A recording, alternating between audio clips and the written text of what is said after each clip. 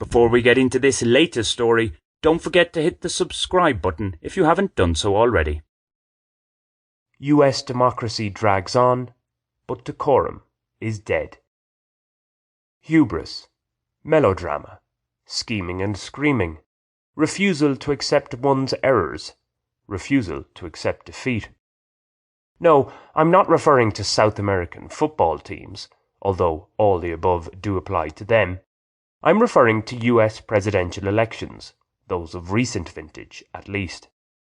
Watching the Democrats and Republicans battle it out is akin to two schoolyard bullies facing off.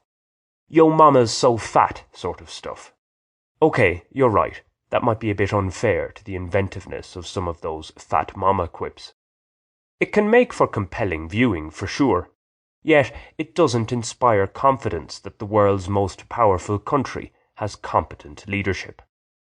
The June debate between the now retired candidate President Joe Biden and the Republican presidential nominee Donald Trump was unedifying. Hey, a real axis of evil, China, Russia, Iran and North Korea, may be threatening the West, but how well would their leaders do facing into a par 5 in inclement conditions? It's pointless having a good shot on the battlefield if you can't shoot your way around a golf course, you know.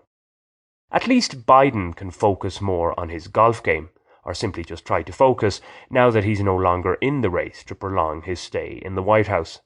Trump, though, will, or should anyway, be spending less time on the tee and more time on the campaign trail.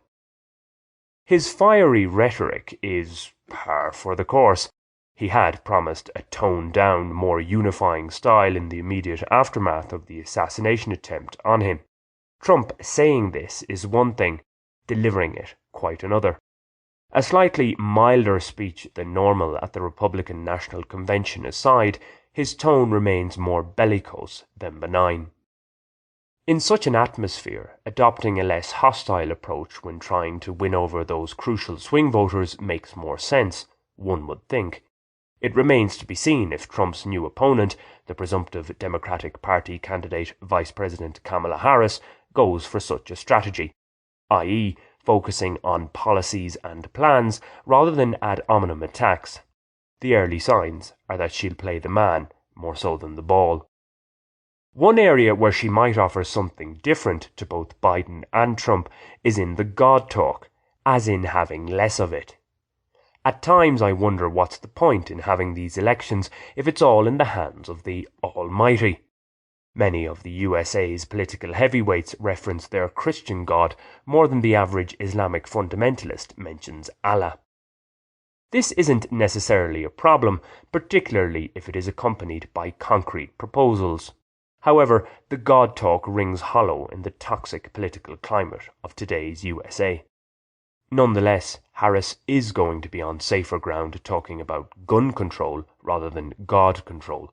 Jesus is still a big vote winner in American politics. Whatever she does decide to discuss, her big problem is that she's not a talented orator. Well, she's not an orator full stop, or period, as our US friends say. Thus, the Harris handlers will most likely advise her to stick to the well-tried but not altogether trusted line that Trump is a threat to our democracy. Keep it simple, stupid. A fresher, smarter approach would pay greater dividends, but that's probably beyond Harris's ken. Or maybe she'll show us in the coming weeks some political acumen that has heretofore remained hidden. It has been a crazy election cycle after all.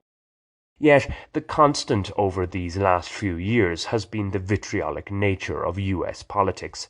This isn't going to change anytime soon. Some argue about just how democratic the USA is, but it's certainly no dictatorship. Its version of democracy is still alive.